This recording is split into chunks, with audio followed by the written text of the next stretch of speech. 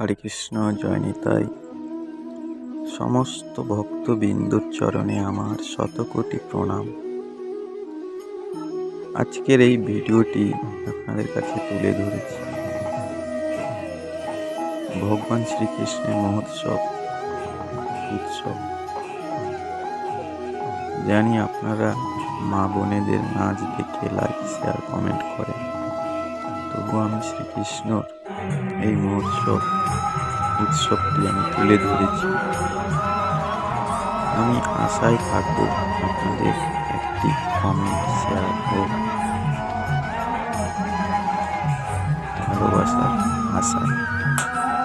আপনারা চাইলেই আমার এই প্রভুদের মন্দির অবশ্যই আমি গড়ে তুলতে পারবো, শুধু একমাত্র আমাদের ভালোবাসা।